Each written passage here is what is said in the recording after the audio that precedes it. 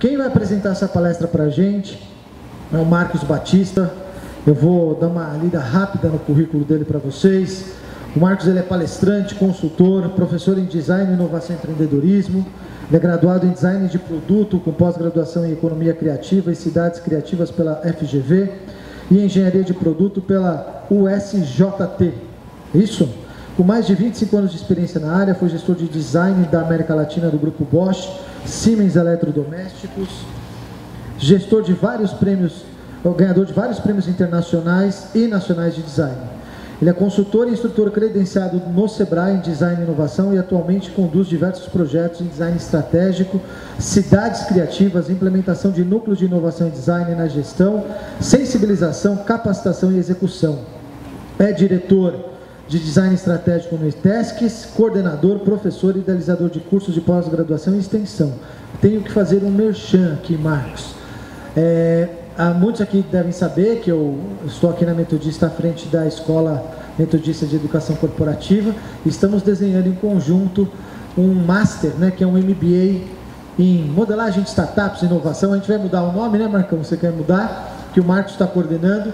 Então, aí provavelmente, aí em agosto, a gente lança esse Master, que seria o MBA, dentro dessa área de inovação, startups, modelagem, sob coordenação deste moço aqui que manja tudo e mais um pouco.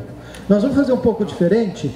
Eu vou pedir primeiro para o Marcos subir, fazer a palestra, e eu vou pedir para os nossos mediadores e debatedores sentarem aqui à frente para poder acompanhar, e depois vocês sobem para o palco, para não ficar entortando aqui a cabeça.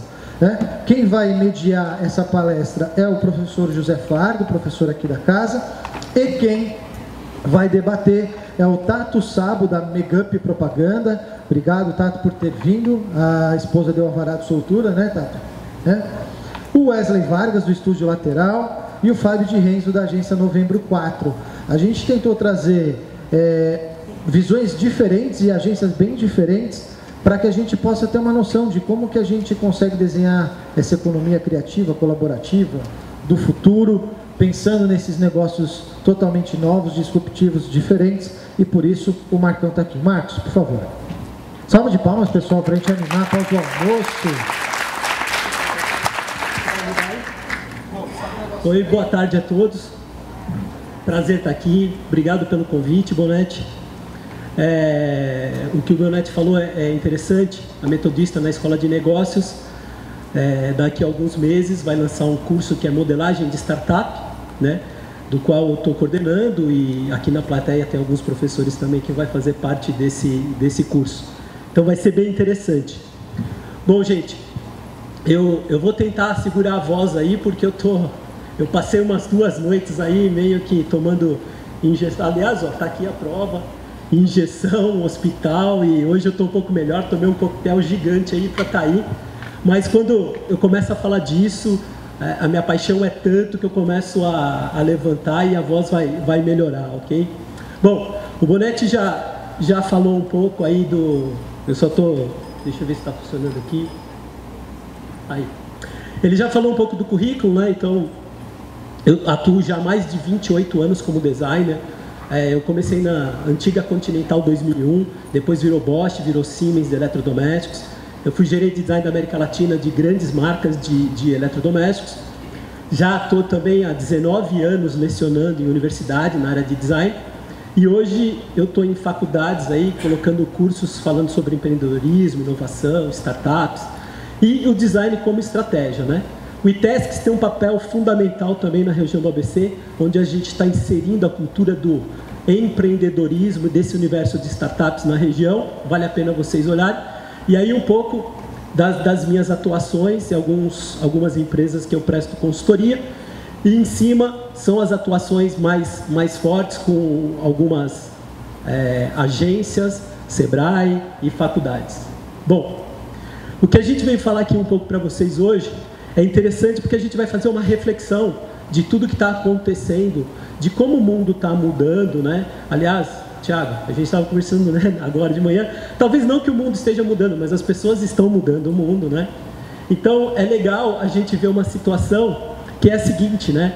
Em 2005, o Papa Bento XVI, na posse, e em 2013, no Papa Francisco, né? Olha, a diferença, né? E aqui todo mundo conectado, e ali em cima ninguém conectado, e aqui embaixo todo mundo passando isso para o mundo inteiro do que estava acontecendo. Quando a gente fala disso, a gente não está vivendo apenas essa era de mudança, a gente está vivenciando a mudança de era. Quando a gente voltar um pouco atrás, né, e falar, por exemplo, da Revolução Rural, qual era o foco dessa revolução? Satisfazer nossas necessidades, ok? E o que acontecia? Consumíamos só o necessário, não é? Depois veio a Revolução Industrial, onde ela transformou a produção em abundância, ou seja, a gente gerou abundância, processos de manufatura, só que quando a gente gera essa quantidade de produtos, a gente também precisa gerar abundância de pessoas que vão consumir isso, ok? Qual era o foco? Transformar tudo em excesso e consumir mais que o necessário. Então, lá atrás a gente consumiu o que era necessário, agora na Revolução Industrial começamos a consumir mais que o necessário, onde ter a posse representava status, ok? Bom, passamos para a Revolução Digital, e essa tecnologia favoreceu o consumo. Fora linha de créditos e uma série de outras coisas, onde com essa Revolução Digital, a gente conseguia chegar onde a gente queria. A gente chegava no nosso público, no nosso nicho. E o que acontece agora?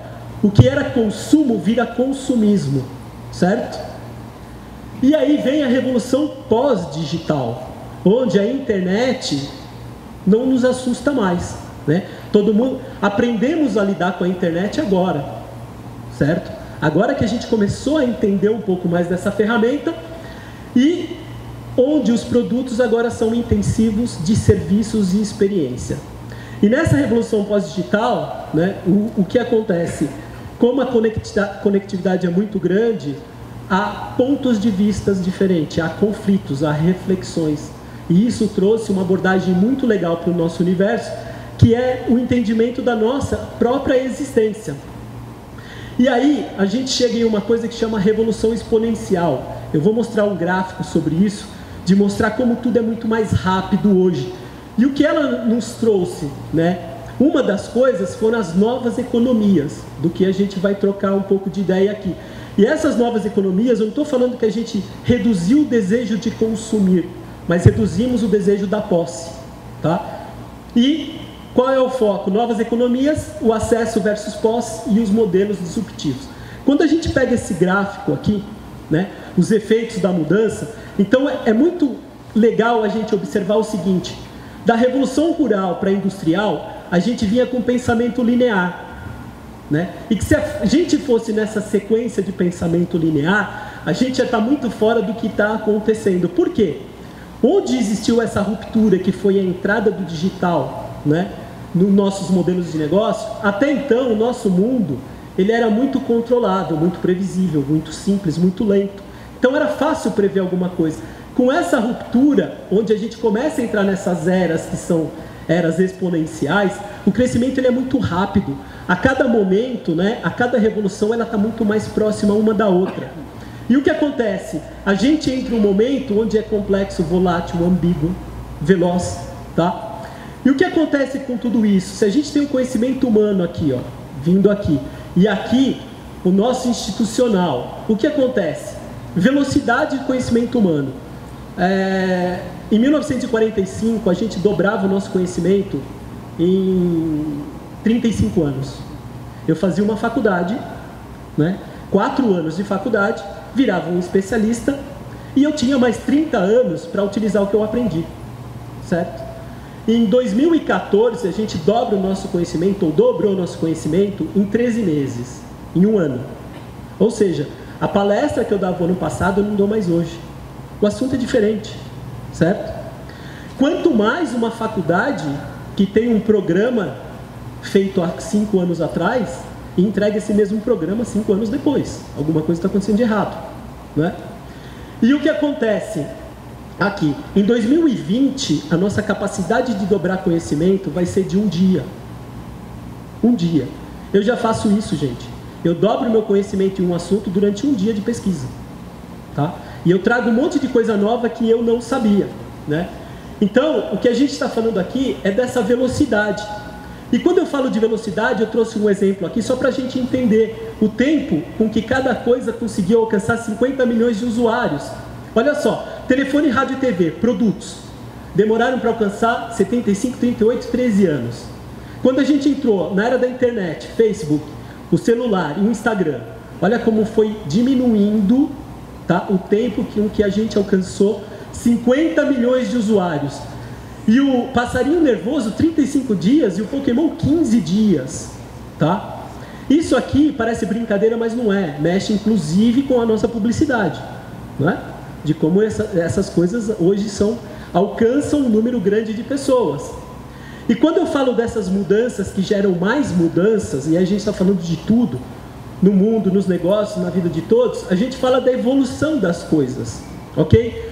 O que eu estou me referindo à evolução das coisas é o seguinte: a gente saiu de uma publicidade que no passado vendia atributos funcionais, ou seja, atributos racionais, a gente passou para os benefícios funcionais, evoluímos para benefícios emocionais e hoje a gente vende valores emocionais, ok? O que significa isso?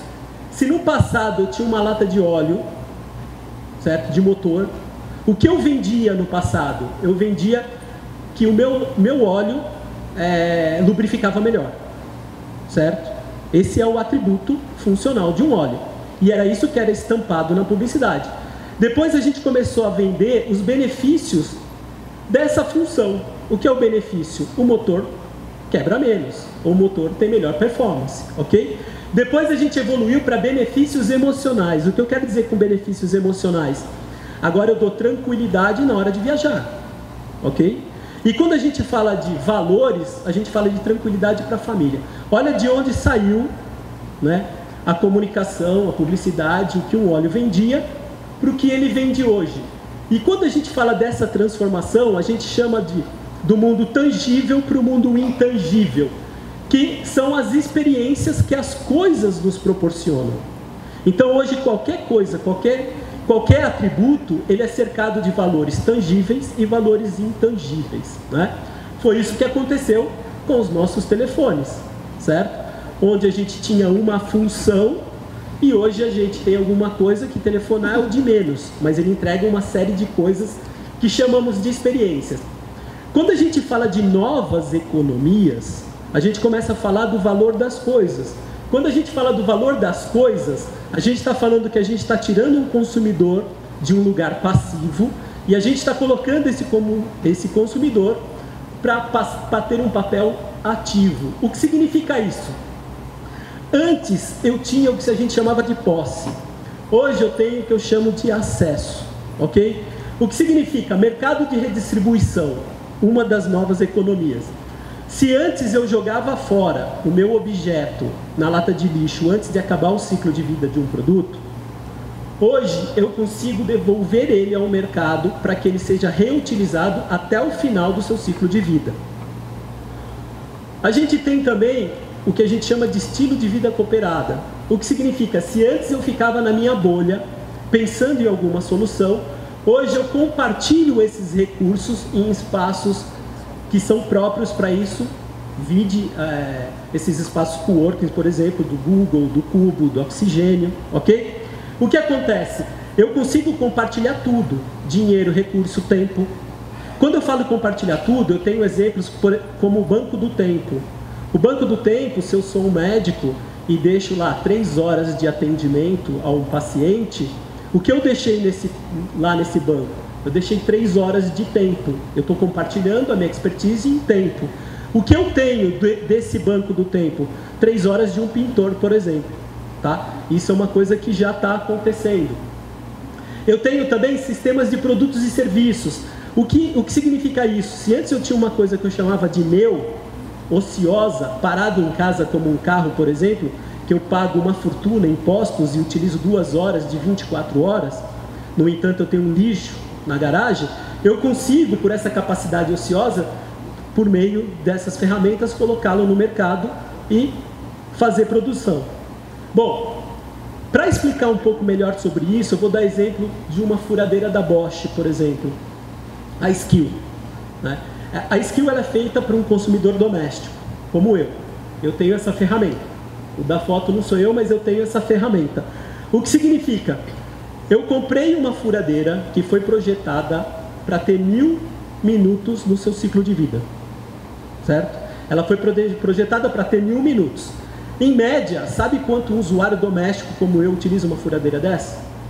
15 minutos. Certo? Ora, se eu comprei uma coisa para ser utilizada 1000 minutos, utilizo 15 minutos. O que eu tenho em casa debaixo do armário? Alguma coisa parada, um lixo, que está ocupando espaço na minha casa. Ok? A pergunta é lógica quando a gente pensa em posse versus acesso. As pessoas querem um furo ou uma furadeira? As pessoas querem uma música ou um rádio?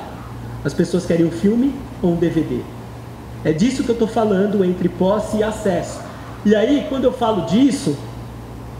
Ops. Não. Travou. Falei mal da furadeira, travou. Olha só dá um clique aí. Olha só. Quando eu falo disso, eu tenho um pensamento que é o não ter mais coisas, o que significa pensar no planeta, o que significa pensar de que o nosso planeta está doente e ele deu um basta. Ok? Do outro lado, eu tenho a tecnologia que ajuda muito. Por que a tecnologia ajuda muito essas economias? Porque ela dá reputação. Tá? Hoje, por exemplo, eu alugo uma casa, eu troco alguma coisa, eu compro um serviço pela reputação. O que significa essa reputação? Entre quem vai comprar e quem quer alguma coisa. Significa um novo modelo de negócio que é disruptivo. Ok? O que significa nisso é de que quem está proporcionando um serviço ou quem vai utilizar esse serviço, ele tem a sua estrelinha, ele tem a sua pontuação. Isso só acontece se ele tiver reputação. Então, nos dias de hoje, é melhor você ter reputação, às vezes, do que ter uma saúde financeira legal. Bom, quando a gente fala disso, a gente está falando de mudança nesses mundos. O que a gente está falando é o seguinte: a gente tem um mundo que está em declínio, certo? Todas essas coisas do passado, é só lembrar tudo que está acabando, tudo que está esgotando. Quais são os ativos e recursos que estão acabando. E a gente tem... Puta, não foi. Eu acho que você vai ser meu passador aí. Cada vez que fizer assim... Só na sua mão que vai, cara. Olha lá. Nessa mudança de mundo, quando a gente tem um mundo que está em declínio e um mundo que vem surgindo, a gente tem uma coisa que se chama coexistência desses dois mundos. É o que a gente está vivendo hoje, a coexistência desses dois mundos. E isso causa desconforto e medo. Tá? Quem aqui não tem medo, não tem um desconforto daquilo que vai fazer daqui 5 anos, por exemplo? Como é que vai estar o mercado? E quando a gente fala disso, a gente chama desse confronto de ameaças. E as ameaças exigem transformações. Tá? E é nesse ponto que a gente vai falar um pouco do que são essas transformações e que, na verdade, causam uma resistência em quase todo mundo. Né? Olha só, quando eu falo dessas transformações, eu estou falando de tudo que está aqui. Ó. Artefato nuclear, quem não está com medo disso? Não é? A gente, de um lado, tem gente mostrando todos os seus aparatos, do outro a gente tem um louco que basta apertar um botão. Não é? A gente tem crescimento exponencial da população, já passamos de 8 bi, daqui 10 anos vão chegar a 14 bilhões de pessoas nesse planeta. Pior ainda, 70% vivendo em grandes centros. Né? E isso vai trazer uma transformação gigante. Recursos naturais, consumismo, desindustrialização, fábricas fechando. A indústria da manufatura é que mais está apanhando nesse confronto desses dois mundos. A desigualdade, tempo, inteligência artificial. Inteligência artificial e a tecnologia, ela é vilão e mocinho. Né? Tem os dois pontos. Mas um tanto de outras coisas como saúde, educação, mobilidade. Bom, quando a gente fala disso, gestão da inovação, pode ir, Bonetti, a gente está falando do seguinte: quando a gente fala em gerir uma inovação, qual é o papel do gestor? O papel do gestor é dar um pulo para que ele alcance uma meta ou um resultado, certo? Para ele dar esse pulo para alcançar uma meta e resultado, o que ele tem que fazer? Adquirir conhecimentos e a capacidade de gerir mudanças. Quando a gente fala de um mundo que é simples, controlável, previsível, estável e lento, isso é fácil. porque adquirir conhecimento é lento, é devagar, e as mudanças são pequenas. Quando a gente fala de uma gestão de inovação no tempo que a gente está vivendo hoje, nessa coexistência desses dois mundos, a gente fala de transformações rápidas, a gente fala de um mundo veloz, de um mundo complexo. É aí onde existe a maior resistência de todo lugar onde eu paro. Eu faço trabalho interno dentro da Votorantim, da Dupont, agora tem um projeto na GM, tem um projeto em faculdades, tem um projeto em prefeituras. O que eu encontro hoje? Resistência. Por que resistência? Por medo. Por medo do desconhecido. Tá? E essa resistência atrapalha demais o nosso trabalho quando se fala em inovação. Né? Pode ir, Bonetti. Quando a gente fala de inovação, qual é talvez o melhor processo para isso? É um trabalho de formiguinha, é um trabalho de cultura, é um trabalho de educação. Né? Primeiro que assim, o que as nossas universidades deveriam fazer? Mandar alunos para o mercado que gostem de resolver problemas. Alunos que gostem do desconhecido, de que trabalhem com as incertezas. É assim que a gente tem que formar nossos alunos, para que gostem de resolver problemas. Porque nesse mundo só vai sobreviver quem sabe enfrentar o desconhecido. Tá? E como que a gente faz isso? Por entusiasmo. Né? Não adianta inserir uma série de coisas. A gente tem que mostrar a nossa causa, o nosso propósito e trabalhar com entusiasmo para que isso aconteça. Uma outra coisa, saiu a semana passada nessa revista de RH. Quem tem medo das startups? Tá? E eu vou falar um pouco sobre isso, que é um novo conceito que utiliza de ferramentas rápidas, velozes e com outro processo de inovação. Olha só, qual é o alerta aos empresários? 90% acredita que seu principal negócio esteja ameaçado por novos competidores digitais. Olha o nosso cenário. 90% está morrendo de medo. 70% julgam não ter a liderança correta, nem habilidades para esse mundo cheio de incerteza. E só 44% acreditam que estejam preparados para lidar com essa transformação digital. Né? Olha o mundo que a gente está vivendo. Medo do novo, a maior preocupação dos nossos CEOs. Tá? Com essa velocidade da tecnologia. Em 2016, voltando. Em 2016, 71% está preocupado com essa velocidade de transformações. Quando eu falo que os nossos inimigos estão na sombra e não são aparentemente invisíveis, eu falo de um processo hoje de que o design utiliza muito, que é parar de ficar olhando o que o meu concorrente faz. Tá? Porque se eu olhar demasiadamente para o que o meu concorrente faz, eu estou pedindo para nascer concorrente. Certo? Aqui eu vou dar um exemplo de que os nossos inimigos podem estar nascendo hoje numa incubadora em um lugar de startup. Por quê? A Spotify era concorrente de CD, a Netflix era concorrente de Blockbuster, YouTube era concorrente de Globo, ou seja, Airbnb era concorrente das redes de hotéis? Não, nenhuma dessas empresas aqui eram concorrentes da outra. E, no entanto, estão matando os negócios das outras. Ou seja, aqui, hoje eu estou inserido no mundo de startups. O Thiago que está ali também é investidor, orientador e vai ser nosso professor aqui também, Bonetti, que está no mundo das startups. Gente, fala aí, Thiago, tem um monte de startup da área financeira, um monte de startup da área de serviço nascendo, que a gente já está avaliando, que vai acabar com um monte de modelo de negócio. Tá? O que acontece? Nós, empresários, a gente tem que parar de utilizar como inspiração só o que a gente chama de velha economia. O que significa a velha economia? Exemplo, são essas empresas. Quais são as características dessas empresas? Elas trabalham por faturamento, por resultado, por produto, por capacidade produtiva, por quantidade de lojas, ou seja, a sinergia de tudo isso.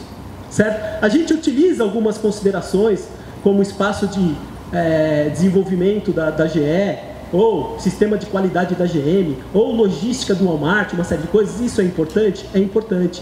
Só que a gente não tem que ter só referência como fonte principal essas empresas. A gente tem que dar uma olhada, porque a gente chama de nova economia. E a nova economia é um modelo exponencial. O que significa isso?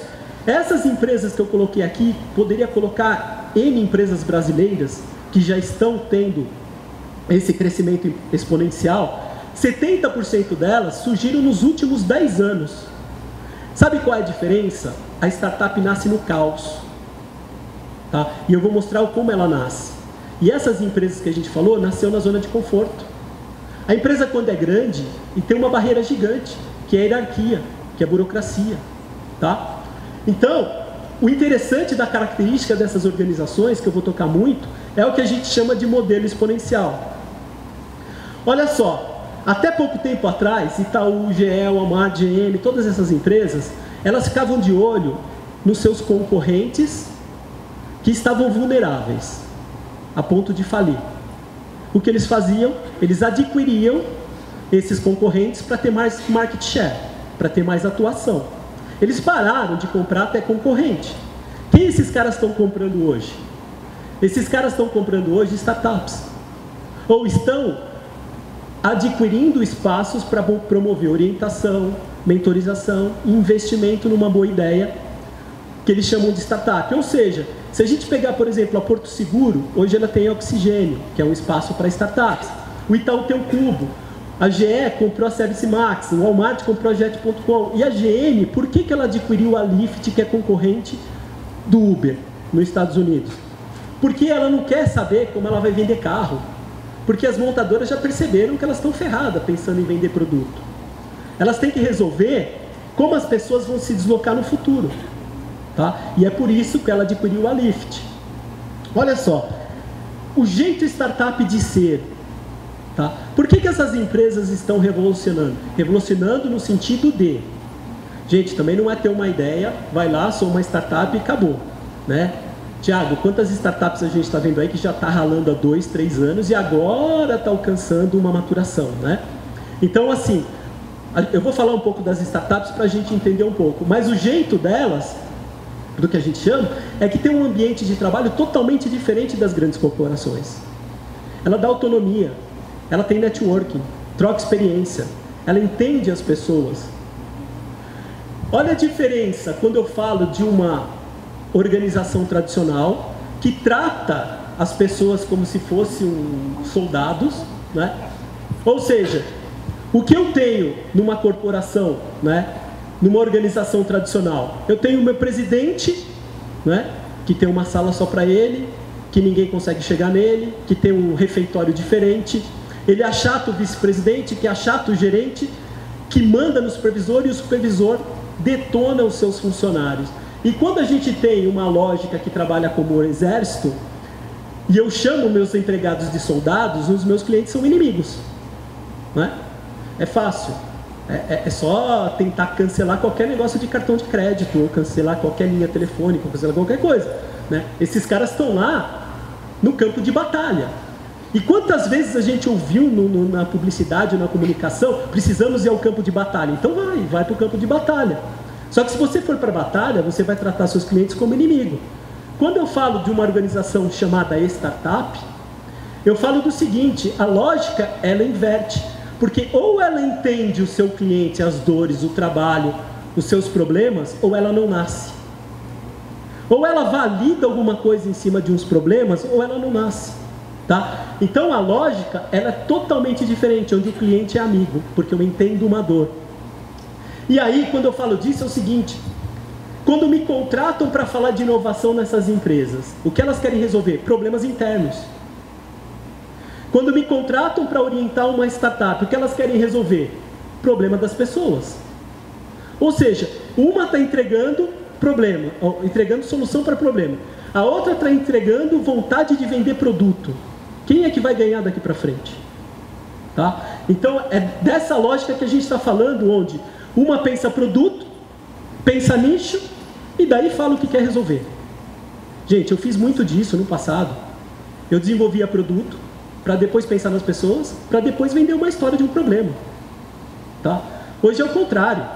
Hoje, quais são essas pessoas, que problemas elas têm e que produto eu vou resolver? Como é que funciona? Pode dar mais uma. Como é que funciona a startup? Ela trabalha sobre o processo de ideação, validação, crescimento e escala. Onde ideação, o foco é a hipótese. Será que esse problema está sendo bem atendido? Qual é esse problema? Que problema eu estou resolvendo? Tá? O meu produto é ideia. Eu tenho uma equipe que trabalha parte do tempo ainda e o meu investimento é zero. Só que depois eu vou para a validação. E é nesse ponto que a startup sai ganhando. Porque antes de ela ter o crescimento, ela valida a solução de um problema. Tá? E é nesse momento que ele começa a perguntar quais são as pessoas, as dores, propósito e valor e como eu confirmo isso. Então, nesse momento de validação, o que eu tenho é, será que esse problema está atingindo as necessidades básicas? Só a partir desse momento, após a validação, é que eu começo um processo de crescimento. É só daí que ela vai para os primeiros testes em mercado. O Uber, por exemplo, ele foi validado num bairro, ele não foi validado no estado, no país. Ele resolve as dores, entendem as dores, validam aquelas dores. Quando isso é validado, que ele já tem time, já tem retorno financeiro, é aí que aparecem os investidores. Ninguém vai investir numa ideia que não foi validada, né? E dali para frente é crescimento, onde eu vou entender como eu vou adquirir esses clientes para me dar o crescimento. E depois, quando eu tenho alavancado uma série de recursos, eu abro para um fundo de investimento, e é por isso que a gente tem algumas startups que começaram com valuation de 800 mil e estão em 8 milhões, 12 milhões, 15 milhões, 1 bi, né? Pode ir, boné. E aí, onde entra o design nessa história?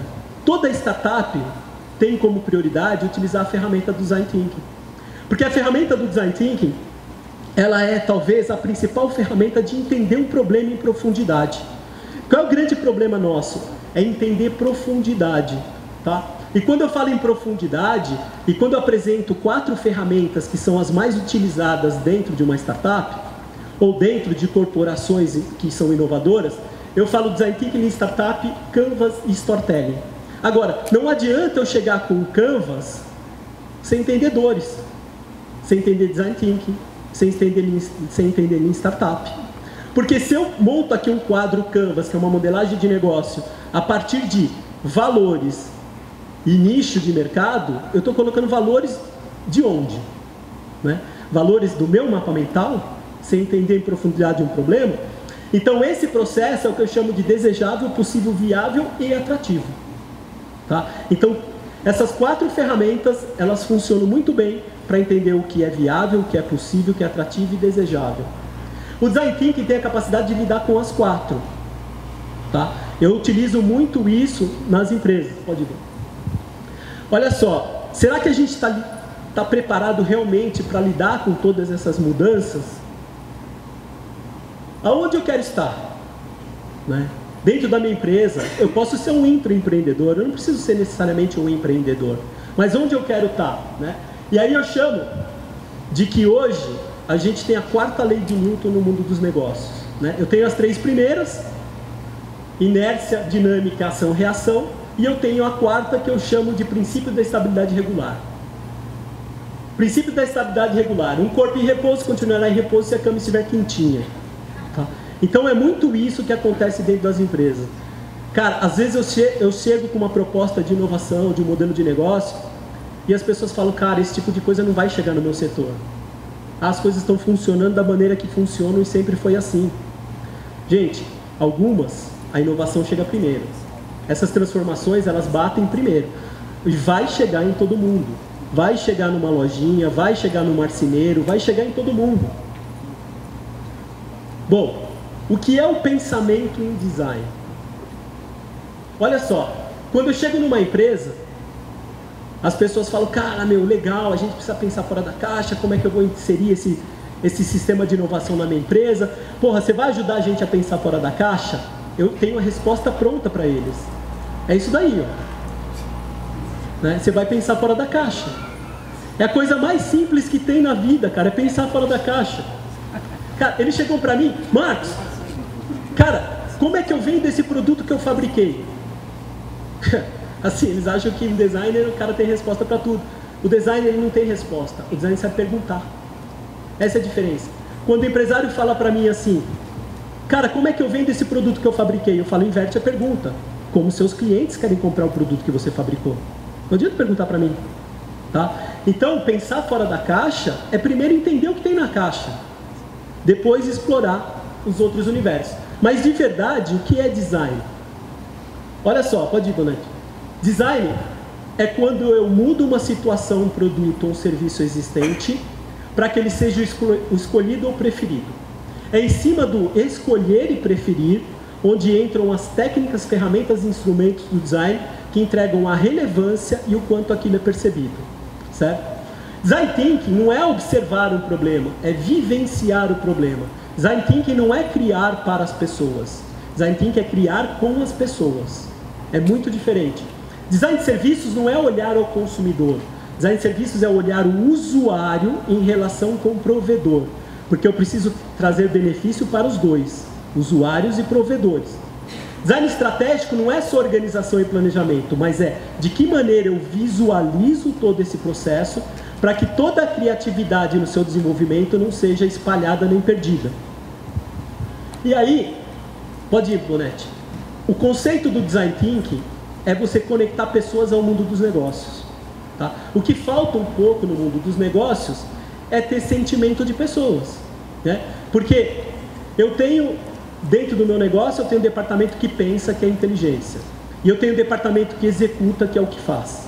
O que está faltando entre inteligência e fazer? O afeto. O que é o afeto? O afeto é dar sentido, é emoção entre fazer e pensar. Tá?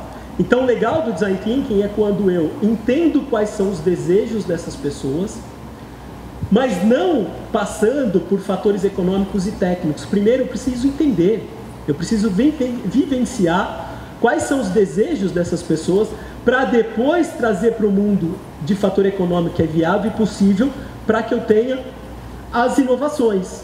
Cada intersecção desse conjunto de coisas, eu tenho inovação, que eu chamo de emocional, de metodologia e de funcional. Mas a abordagem é o ser humano. Olha só, como é que funciona a cultura do design? Primeiro eu tenho que entender o que elas querem, precisam e desejam. Pensa que é fácil? É uma coisa diferente da outra. Sabe? Na verdade, eu vou atrás de uma causa. Ok? Exemplo, o que elas querem, precisam e desejam, eu preciso entender quais são os requisitos de produto e os de relacionamento. Quando eu entendo requisitos funcionais de produto, eu entendo códigos racionais. Quando eu entendo de relacionamento, eu entendo códigos emocionais. Quando eu tenho esses dois códigos, aí sim eu tenho o que eu chamo de proposta de valor. O que é uma proposta de valor? Proposta de valor são as promessas afetivas e as promessas de utilidade. Essas duas promessas é o que eu chamo de branding, por exemplo. Ok? O que é branding? É a entrega de uma promessa. Certo?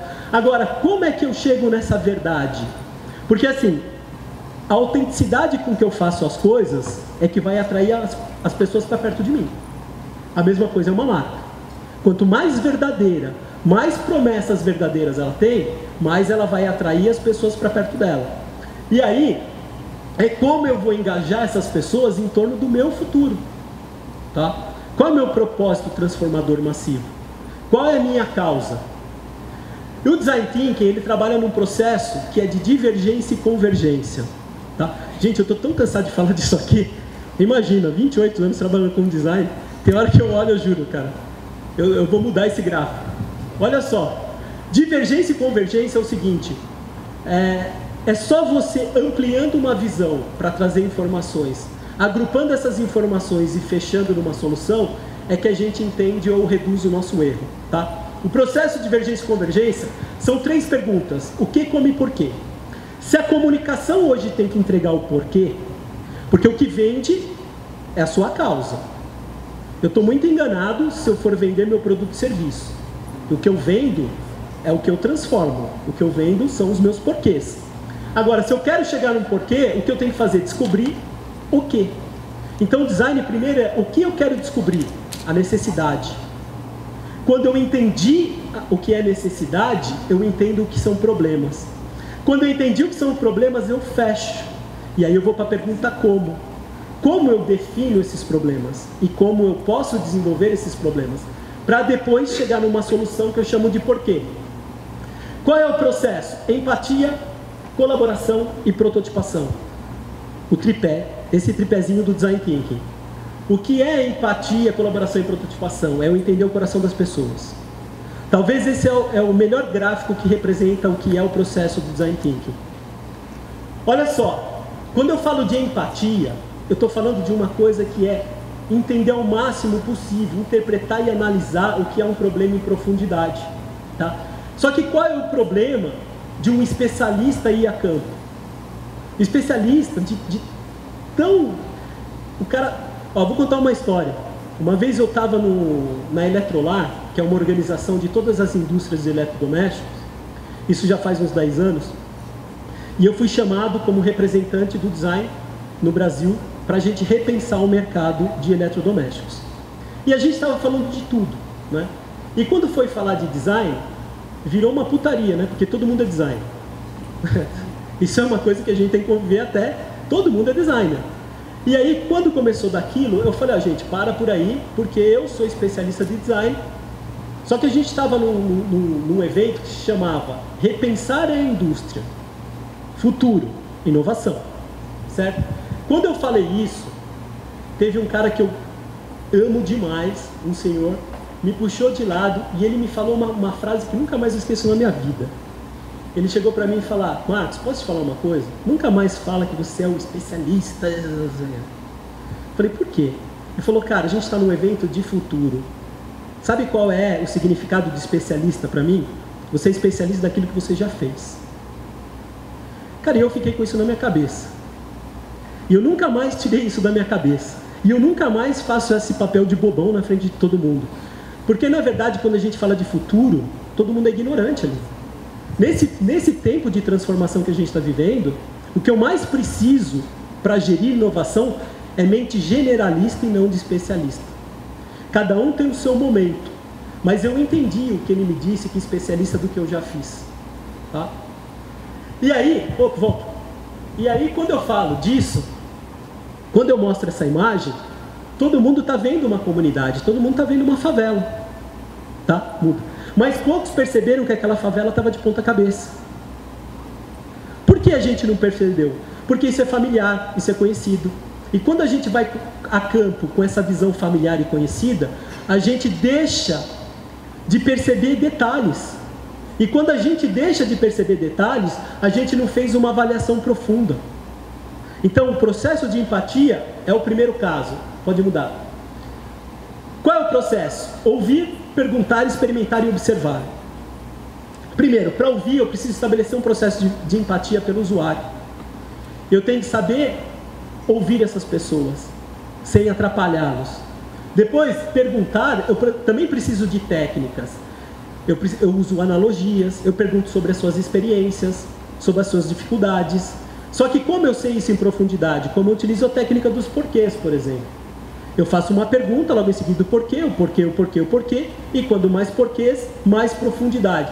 Observar, eu preciso registrar tudo aquilo que eu estou observando, e o experimentar é ser usuário por um dia, pelo menos. Quando eu falo de entender comportamento, tem algumas imagens que são importantes. O que eu chamo de entender hoje, o que a gente chama de lifeware, que as pessoas já nascem digitais, ou seja, a vida, hardware e software está tudo junto hoje. As novas configurações de família, né? Alguém um dia imaginou que ia chegar no shopping, o filho ia estar na coleira e o cachorro no carrinho? Né? O poder da multidão. Por que essas coisas aconteceram? Pela conectividade. Pode dar mais uma. O que é a conectividade? É entender que existe um novo contexto. E se existe um novo contexto, a gente precisa mudar o nosso mindset. Tá? Esse é o primeiro processo de inovação. A gente precisa mudar o nosso mindset. E entender esse contexto que é vital para a estratégia de futuro de tudo. Por quê? Isso só aconteceu na Paulista devido à conectividade. Né? O pessoal da Lava Jato falou mesmo, que a Lava Jato só foi para frente graças às mídias sociais. Bom, o que é o mapa de empatia? O mapa de empatia é entender o que as pessoas pensam, o que as pessoas fazem, o que elas ouvem e o que elas veem sobre o seu processo. Quando a gente capta essas informações, pela primeira vez a gente agrupa essas informações. Quando a gente agrupa essas informações, eu estou falando que é a mesma coisa que montar um quebra-cabeça. Imagina só, se eu chego aqui com um saco e com o quebra-cabeça tudo desmontado e entrego para essa metade. Eu falo, ó, vocês aqui vão montar esse quebra-cabeça e as peças estão desmontadas aqui dentro desse saco. Para essa turma aqui, eu entrego o mesmo quebra-cabeça, só que eu entrego a caixa do quebra-cabeça com a imagem final. Quem vai terminar primeiro? Quem tem a imagem final. O que a gente busca agora no diagrama de afinidades? Montar esse quebra-cabeça, para que a gente tenha uma imagem final. Ou seja, quando eu pego todos os problemas, identifico qual é a necessidade, entendo que situação e momento aquilo acontece e qual é o meu desafio. Certo? Aí, beleza. Quando eu conecto todas essas coisas, eu começo a identificar o que é necessidade e problema. Olha essa imagem. Eu chamo uma equipe para pavimentar uma praça e as pessoas continuam andando pela grama. Será que eu identifiquei exatamente qual é a necessidade? Quais são os problemas? Processo de ideação e desenvolvimento, que eu chamo de colaboração, né? Empatia, a arte de conhecer as pessoas. Colaboração, a arte de criar coletivamente. Pensa que é fácil? Não. Principalmente para os designers, né? Dizem que os designers conversam com Deus olhando para o chão, né? Para ver como é difícil. O cara se apega tanto na ideia dele que ele acha que aquela ideia é melhor, tá? Mas não é assim. Colaboração é essa capacidade de entender que toda... na verdade eu falei design puxando para mim, mas de verdade eles falam isso de arquiteto. Olha, e de engenheiro. Olha só. Então essa parte de colaboração pode... muda de novo. Colaboração pode ser uma coisa também criativa, né? Se eu quero identificar aqui quem é supersticioso e quem não é, se eu perguntar, cada um vai me responder aquilo que quer no momento. Porque o que a gente tem aqui na plateia é um monte de ator. O que eu tenho na rua é um monte de gente querendo ser alguém, tá? E às vezes a gente acredita tanto que a gente é daquele jeito, que a gente acha que é. Mas quando a gente vai para uma pesquisa falada, a gente fala a situação de momento, aquilo que eu quero falar. Agora, se eu colocar uma escada ali, eu vou saber quem é supersticioso e quem não é. Essas são algumas técnicas para que a gente tenha um melhor desenvolvimento. Pode ir. E aí, eu levo isso porque eu chamo de jornada do usuário. Um serviço ou um produto, ele tem uma jornada. Qual é essa jornada? Eu quero ir ao cinema. O que eu faço? Eu planejo, me desloco, chego no cinema, entro na fila, escolho o filme, pago o filme, compro a pipoca, espero e entro no filme. Isso é uma jornada. Se você errou em algum momento, você causou uma experiência negativa, tá? O que a gente faz? Entende essa jornada, quais são os momentos, situações, pontos de contato, lugares, pessoas, objetos, barreiras e oportunidades, atividades que são feitas nesse momento, para entender o que a gente chama de gráfico de experiência. Volta mais uma que pulou. Aí. Agora vai. Mais uma. É que eu estou sem o controle, coitado do bonete aqui. Vai lá, olha só. Quando eu chamo de gráfico de experiência, é o seguinte: é entender momentos de satisfação das pessoas e principalmente o sentimento embutido nessa pessoa em cada momento e situação. Então, quando eu pego um momento, por exemplo, que eu vou entender tudo o que aconteceu naquilo, eu crio um desafio. Sabe o que é o desafio para um designer? O briefing. Quando eu coloco um briefing em desafio, é uma pergunta certeira de como resolvo aquele momento de situação. É o que eu chamo de debriefing, tá? Eu estou desenvolvendo um novo briefing. E aí eu vou para a prototipação. Volta. Você acha que quem construiu esse beiralzinho aí, o cara prototipou isso antes? Não, isso é fato. Isso é uma passarela que dá na igreja. Vocês acham? E é fato. Eu não estou... Olha... Por que a experimentação, a prototipação é importante? Para eu reduzir riscos. E dentro do Design Thinking, eu tenho ferramentas rápidas, velozes, de você levantar uma ideia. Eu não preciso pagar para fazer um protótipo caríssimo. Não, eu levanto isso. Quanto mais rápido eu identifico onde estão os problemas, melhor eu consigo entregar isso para o mercado. E aí a prototipação pode ser isso. Tá? O que é isso? Ah, eu quero fazer a jornada de um usuário numa loja. Cara, começa por aí, com Lego, com desenhinho, simula as situações, os momentos. Começa a fazer isso. Porque a relação entre as pessoas não está só entre a relação e comunicação. A relação está em cada momento que o cara vai vivenciando dentro de um lugar, tá? Ô Boné, essa apresentação depois eu posso deixar no site, alguma coisa? Aí eles baixam. Vai lá. Mais uma. Pode ir, Boné. Olha só. E o que a gente chama de design estratégico? Quanto tempo eu tenho? Só, cara? Vai lá. Eu comecei atrasado, hein? Olha só. Não, volta. Olha só. O que é design estratégico? Design estratégico é quando eu coloco 3 futuros para pensar um projeto. Tá? Que futuros são esses? É o futuro possível, o futuro provável e o futuro desejável. Tá? Eu tenho 3 futuros que vão me direcionar para o desenvolvimento de qualquer produto ou serviço. O que é o futuro possível? O futuro possível é quando eu quero condicionar a minha sobrevivência. Certo? Esse é o convencional de toda empresa. É aí onde está a grande diferença de uma startup e de uma empresa organizacional grande. Porque ela é tão grande, tão burocrática, tão hierárquica, que ela quer resolver a sobrevivência. Certo? Quando eu quero sobreviver e condicionar a minha existência, o que eu faço? Eu quero atender a minha demanda. Quando eu quero atender a minha demanda, eu faço uma coisa incremental. Eu pego meu produto ou serviço e incremento para que ele continue atendendo essa demanda. Quando eu penso em futuro provável, é um futuro que é incerto, ele é provável. Tá? Quando eu falo em provável, eu estou pensando na minha adaptação. Quando eu penso na adaptação do meu produto ou serviço, eu penso em alterar demanda. Tá? E aí é o que está acontecendo hoje com as empresas de táxi. Eles estão loucos correndo atrás de um futuro de adaptação do serviço que eles proporcionavam. Certo? E eu tenho um terceiro futuro que é o desejável, onde eu crio demanda. O que aconteceu com o Airbnb, com o Uber, com tantas outras? Elas pensaram no futuro desejável. O que elas criaram? Demanda. Só que lidar com isso é complexo. Lidar com problemas, com pessoas, são complexos. Inserir essa cultura de futuro desejável dentro de uma organização não é tão simples. E é por isso que as empresas grandes estão consumindo as startups. Tá? Bom, volta. Quando eu falo disso, eu estou falando de mudança de organização, eu estou falando de mudança de mindset, mudança de entrega de experiência, e eu estou falando de simplicidade. Quando eu falo dessas transformações lá, ó, do linear para o exponencial, do possível para o desejado, dos atributos racionais para os atributos emocionais, o que eu estou falando?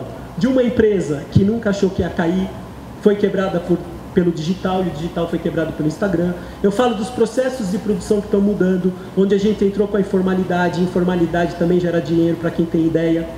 E aí a gente chega em espaço coworking, por exemplo, que trabalha com autonomia, com networking. Eu falo de empresas de hotelaria que se preocupavam com o melhor quarto, com o melhor hall, com a melhor comida, e os caras perderam por uma experiência. Primeiro passaram pelo serviço de reputação, né? Uma Trivago começou a reputar todo mundo. E a gente passa hoje pelo Airbnb, onde entrega uma experiência diferente de quem quer viajar. E eu falo também do mundo tangível para o intangível, onde 10 anos atrás eu tinha 20 coisas na minha mesa e hoje eu tenho as 20 coisas no meu bolso. Tá? Quando eu falo disso, eu falo de um propósito, onde é mudança de mindset, relacionamento, autonomia, ousadia, valores emocionais, experiência, simplicidade, tudo lá. O que a gente chama isso de poder da atração. Tá? O que é o poder da atração? Por exemplo, um carro da Tesla. Por que esse carro, no primeiro evento, quando ele apresentou esse carro, em 3 dias ele vendeu 250 mil unidades? Cara, imagina, primeiro evento, ninguém tinha visto esse carro, ninguém tinha dirigido esse carro. O cara vendeu em 3 dias 250 mil unidades. 250 mil unidades sem vendedor, sem concessionária, e com pouquíssima verba de publicidade. Por que esse cara vendeu tudo isso? Por que a Tesla hoje tem seu valor de mercado maior que a Ford? Pela capacidade de produção? Não. Pelo seu propósito, pela sua causa. Poder da atração. Tá? A mesma coisa acontece com As filas que formam na Apple para comprar o lançamento de um iPhone. Muda isso que é vídeo, vai demorar. Olha só. E quando eu falo poder da atração, eu falo o seguinte: é só lembrar da pirâmide de Maslow e lembrar que a gente tem que atender algumas necessidades, tá? Só que as necessidades, elas aumentaram, né? Eu quero ir ao banheiro, mas eu preciso que meu celular esteja com bateria e que tenha um Wi-Fi. Então, a nossa pirâmide de necessidade, ela desceu. E aí, a gente faz o quê? No design, a gente transforma aquela pirâmide das necessidades, porque a gente chama de pirâmide de elementos de valor. O que é pirâmide de elementos de valor? Eu tenho que entender que valores funcionais eu entrego, que valores emocionais, de mudança de vida e de impacto social. Quanto mais elementos de valor eu entrego, mais lealdade eu tenho das pessoas. Vou citar um exemplo. Uma startup que chama HandTalk, que é o leitor de sinais. É de uns amigos que eu tenho lá em Maceió. Os caras estão há alguns anos no mercado e já devem valer uns 12 milhões, aí, sei lá quanto. Olha só, o que eles entregam? Quanto mais valor você entrega, mais lealdade você tem. Ou seja, só que quanto mais você entrega valor subindo a pirâmide, maior lealdade e valor de mercado você tem, tá? E aí a gente tem os motivadores de alto impacto. Todo mundo tem um desejo de: eu quero proteger o meio ambiente e quero ser a pessoa que eu quero ser. Estou falando da nova geração. Como é que eu ofereço um serviço de cartão de crédito para uma pessoa que tem um desejo de querer ser um cara que protege o meio ambiente? Eu tenho que entender quais são os motivadores de alto impacto para que esse cara consuma aquele produto ou serviço que eu quero. E aí o que eu faço? Eu faço parceria com entidades que cuidam do planeta e que a cada compra tanto vai para essa entidade. O que eu estou atingindo? O propósito da pessoa. Pode ir, Bonete. E aí, olha as pirâmides, né? A gente começa com necessidade, elementos de valor, e agora a gente fala de serviços de valor. Imagina o seguinte: será que a minha empresa entrega um serviço funcional, confiável, utilizável? Será que o que eu entrego de utilizável pode ser usado sem dificuldades? Será que ele é confiável, ele é consistente e disponível? Vou citar exemplos. Aí eu vou lá e compro uma cinta da Polishop. Não, eu vou falar de uma coisa que eu já comprei. Eu comprei na Polishop um negócio que tirava a barriga lá, um negócio que... Mas isso já faz uns 5 anos. 5 anos atrás. Cara, podia ser utilizado sem dificuldades? Não. Tinha dificuldade.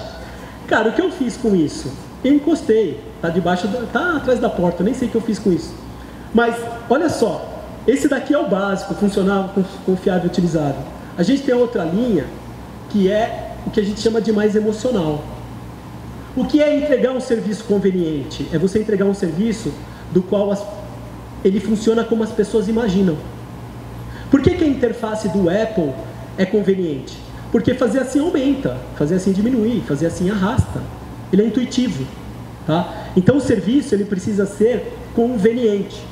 Agradável e significativo é quando isso se torna digno de ser compartilhado. E as pessoas compartilham. Pode ir aí, Bonete, mais um. Mais um. Olha só, o que a gente precisa repensar? A gente precisa parar de falar dos nossos serviços e produtos e começar a falar das emoções e mudanças que a gente proporciona. Tá? É disso que as pessoas estão atrás. Dessas transformações, do que a gente pode proporcionar. Pensamento exponencial. Está acabando, hein, Bonete? Tá fácil. Olha só. Lembra que eu falei de pensamento exponencial e pensamento linear? Se eu tenho uma empresa que pensa linearmente, tá? E eu tenho uma empresa que pensa exponencialmente, que é o azul claro, o que acontece hoje com as startups que pensam exponencialmente? Ela tem um tempo aí, ó, que é de impaciência por resultado. É onde estão as dores. É por isso que a maior parte das empresas, elas pulam fora do pensamento exponencial. Porque ela tem um tempo. Ela tem um tempo de maturidade, ela tem um tempo de validação, ela tem um tempo de dor. E é por isso que as pessoas não aguentam, falta de paciência. Só que quando eu aguento essa paciência e entro naquele vermelhinho, que é o que eu chamo de mercado disruptivo. Porque a partir daquele momento, a incremental, o pensamento linear, ele vai continuar linearmente e a outra vai crescer, que nunca mais esse cara alcança ele. O que acontece?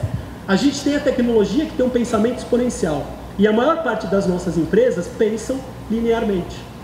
Por que a gente não começa a pensar exponencialmente? Propósito transformador. Quando eu vou iniciar um negócio, cara, pensa de como você pode transformar o mundo. A gente não pode pensar pequeno. O que eu falo de, por exemplo, como é que nasceu o TED? Ideias que valem a pena ser espalhadas, de graça, de graça. Só que hoje o valuation dessa empresa é gigante. Google, organizar a informação do mundo inteiro, cara. O cara, o dia que apareceu com isso, falou, meu propósito é organizar a informação do mundo. O cara falou, tá bom. Você não organiza nem sua agenda, você vai organizar do mundo. Olha só, Airbnb, ser referência no segmento da economia compartilhada do mundo. A gente tem que nascer grande, pensar grande, tá? Para resolver isso. Qual é a mensagem? Como a gente engaja as pessoas em torno do futuro? Primeiro, ser super original. Única que identifica e distingue a sua organização das demais. Atinge o coração e mente das pessoas. Algo declarado com muita honestidade. Porque a partir do momento que eu tenho um propósito massivo transformador, eu preciso falar a verdade. Esse, na verdade, é um quadro que eu montei junto com o pessoal do ITESCS, onde a gente tem um curso que é de educação executiva. E para onde eu vou, seja nos meus cursos de Design Thinking, seja no curso que vai acontecer aqui, seja em qualquer lugar, eu trabalho o que eu chamo dos 4 E's. O que são os 4 E's? O primeiro é o empoderamento. O segundo é empreender onde estiver. O terceiro é envolver as pessoas. E o quarto é entregar valores. Tá? O que significa isso? Primeira coisa, quando a gente fala de empoderar, que é uma palavra que está no top 10 aí do momento, mas o empoderamento, primeiro é explorar a sua paixão, engajar as pessoas, qual é o seu propósito, qual é a sua causa. Potencialize os seus saberes. A gente potencializa muito pouco os nossos saberes, os nossos diferenciais. Quando eu vou para empreender, é um olhar para o futuro, é fazer networking, é ter um olhar mais holístico, criar conexões. O envolver é puro design, empatia, design thinking, e o entregar valores é de como eu posso mostrar essa relevância com autenticidade. Pode ir mais uma aí, Bonete. Pode ir. Olha só, algumas dicas para que a gente utilize um processo de inovação dentro da empresa. Primeiro, é que eu conecte o empoderar, empreender, envolver e entregar, porque isso significa ser diferente, fazer diferente e entregar a diferença. Tá? Mais uma coisa, o empoderamento das pessoas e da equipe. Eu prefiro que um funcionário meu hoje peça perdão do que permissão. Tá? O que significa isso? Eu prefiro que ele seja ousado e faça alguma coisa e depois fala, cara, perdão, errei, do que toda hora fique permissão, permissão, permissão, permissão. Tá? É da maneira com que eu gosto. Fazer network e ter grandes pessoas e mentes do seu lado. Por isso que esses espaços como o Google é interessante. Você se conecta a todo mundo e lá todo mundo troca experiência, todo mundo se ajuda. Vivencie o seu ecossistema todo, mapeie toda a sua cadeia de valor. Porque se eu quero proporcionar um serviço melhor nas ciclovias, eu preciso fazer parcerias, por exemplo, com as academias. Porque uma hora o cara vai precisar parar para tomar banho. Tá? É assim, é enxergar toda a cadeia de valor. Não tome decisões com base em eras passadas, eras do conhecimento. Eu não posso tomar decisões só com especialistas. Eu tenho que tomar decisões com minha rede de contato. Tá? Estimule a criatividade, quebre regras. Tipo, volta a ser criança na hora de criar alguma coisa. Observe pequenos detalhes para encontrar soluções. Quer ver uma coisa que eu estava pensando outro dia? Com essas mudanças, muitas famílias estão perdendo os almoços dominicais com as mães. Quando você faz uma pesquisa com os idosos, eles estão começando a sofrer de depressão. Porque esse momento de transformação que a gente está vivendo está afastando as famílias do que tinha de único. O dia que a mãe acordava, fazia o almoço, esperava a família. Tá? Então, como é que eu penso nesses pequenos detalhes e crio algumas soluções? Né? Uma outra coisa, faça agora a R-Log e corrija rápido. Gente, quais são os nossos principais ativos dessa era? Entenda e faça logo. R rápido para corrigir rápido. E qual o propósito e a sua causa? Isso aqui eu só vou salientar para que vocês pesquisem sobre organizações exponenciais. O que é uma organização exponenciais? Ele é dividido nessas duas etapas, 5 atributos para cada lado. Quanto mais atributos eu consigo, mais a minha chance de ser exponencial. Tá? Ou seja, staff sob demanda. Comunidade e multidão. Como é que eu atraio comunidade e multidão? Como é que eu saio de fora da minha empresa? Algoritmo. Hoje tudo depende de algoritmo, né? É onde eu quero chegar, quem eu quero conquistar, o que eu quero falar para a pessoa correta. Ativos alavancados. Será que eu preciso ter todos os ativos? Ou eu posso alugar, posso compartilhar? Tá? Engajamento. Como é que eu engajo as pessoas? E do outro lado, é o que eu chamo de dentro, é quando você trabalha internamente as informações. Os dashboards com interfaces. Como é que eu trago as informações em tempo real? Hoje a gente tem designers gráficos que só trabalham a melhor maneira de montar os dashboards, que são informações em tempo real para que as pessoas tomem estratégias melhores. Experimentação, que eu falei um pouco. Como é que eu entrego uma coisa já experimentada para que eu não entregue alguma coisa falha? Autonomia. Pô, hoje eu tenho a tecnologia social. Eu trabalho dentro de casa.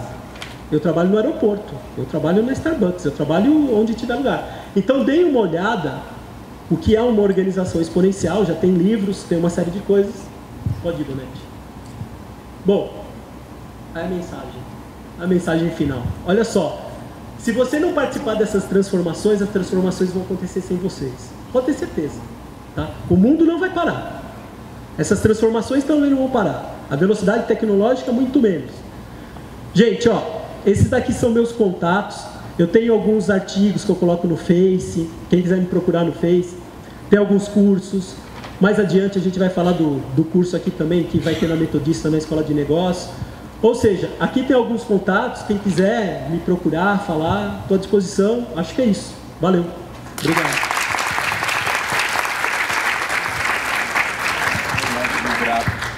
Convidar o Marcos para sentar aqui. Convido o professor José Fardo para vir mediar o debate. Convido o Tato da Megup, o Fábio de Renzo da Novembro 4 e o Wesley da Estúdio Lateral para a gente pedir para o Matheus acender a luz aqui da frente. Matheus, por favor. E aí eu vou passar para que o Fardo possa mediar, pedir para a Mayra ficar com o microfone. Depois dos nossos convidados, vocês podem fazer perguntas, basta levantar a mão que a Mayra dirige para você. Boa tarde a todos. Então, tá todo mundo ouvindo aí? Tá? Bom, eu quero agradecer então o convite ao ABC da Comunicação, Luciano, dar os parabéns pela organização, dar os parabéns para todos vocês que estão aqui hoje, aos nossos debatedores, ao Marcos e todos aqueles que estiveram aqui hoje, fazendo com que a gente tivesse um sábado bastante produtivo, elevando o nosso mindset, e porque a gente está aqui porque a gente quer transformar alguma coisa. Então, acredito que terá um microfone circulando por aí, né, Bonete? Quem quiser fazer uma pergunta, então, se identifica, faz a pergunta, e vamos aqui para os nossos debatedores, Wesley, Tato, Fábio, não sei se eu falei na ordem aqui, e vamos explorar ainda mais esse assunto tão bacana que trouxe aqui hoje o Marcos para nós. Quem começa? Eu tenho uma acho que se conseguir passar esse microfone para ele, acho que todo mundo ficou. Na verdade, vou ser bem covarde com o Marcos hoje, que eu não vou conseguir debater, porque eu concordo com tudo que você falou. Eu concordo em gênero e grau, vivencio isso no meu dia a dia e tal. Então, na verdade, não vou te fazer perguntas, vou te fazer provocações, vou te provocar. Né? Uma questão que você colocou no começo dessa apresentação, que é um fato, né? Que hoje nós geramos muito mais conhecimento, muito mais conteúdo do que há séculos atrás. Né? Hoje, você comentou, né? Num dia você gera mais conteúdo do que 500 anos conjuntos na idade medieval, por exemplo. Você não acha que nesse momento na verdade, a gente está diante de um grande paradigma, que a gente está entrando, acho que numa nova era, a era da relevância. A gente está fazendo tanta informação que a gente não sabe o que vale a pena você absorver. Né? Você não acha que a gente está... Eu acho que o grande gap hoje da nossa sociedade, de repente, é a questão de saber o que é relevante, né? O que você acha sobre isso? Isso é uma...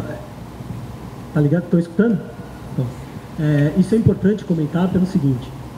É uma provocação que eu faço para todo mundo também, né? É por isso que eu falo muito de networking. a informação é tão grande e você saber lidar com essas informações, do que é relevante, do que realmente é verdadeira, né? É por isso que eu uso uma forte equipe dentro do Google, dentro do Cubo, que me trazem informações que são relevantes. Porque uma empresa de um homem só não vai para frente mais. Um cara só não tem a capacidade, mas nunca nesse mundo, de adquirir todas essas informações, todos esses conhecimentos relevantes e interpretados e analisados, né? Então o que eu faço é sempre trazer uma rede de networking que vão me passando quais são essas informações. Outro dia mesmo, eu passei um dia só vendo live em Facebook e vi algumas pessoas, cara, hoje todo mundo entrega informação, entrega uma verdade, entrega uma série de... Cara, já mexeu o saco esse negócio de live em Facebook, por exemplo. Cara, é tanta bobeira, cara, tanta informação errônea, tanta gente que eu conheço que não é ética falando de ética, tanta gente que eu conheço que não sabe o que é design falando de design. Só que aí é onde uma hora o cara vai se deparar com a verdade, uma hora o cara vai se deparar com um conflito, né? O que eu acho que está faltando relevância, e é por isso que eu tenho uma rede de networking, e ela funciona muito bem, que é dentro do eTasks, dentro do meu estúdio, dentro de algumas pessoas que eu tenho no Google, que essas pessoas vão me filtrando informações, e a gente tem reuniões mensais para falar sobre informações, né? Porque eu tenho nítida sensação de que eu não sou mais capaz de conseguir, sabe, concentrar todas as informações na minha cabeça mesmo. Não tem jeito. Eu acho que networking é a palavra-chave. Filtro, né? Filtro. Mas legal, aliás, eu gosto de provocação mesmo, porque eu só provoco. Uma hora eu vou me ferrar. Então, tá funcionando. Marcos, parabéns pela palestra. Eu assisti a sua palestra no Pato semana passada, foi muito legal também, que você falava de cidades criativas. E a gente ali, lá do estúdio lateral, a gente acaba, quando você falou de resistência, principalmente dessas grandes empresas, a gente sempre se depara com esse tipo de questão, e aí a gente acaba, né, usando o Design Thinking, jornada de usuário, e trazendo o nosso cliente ali para perto da gente, para ele poder ver o quão relevante é aquilo para ele mesmo, e por que às vezes aquela ideia dele super resistente precisa de uma certa lapidação ali para poder funcionar.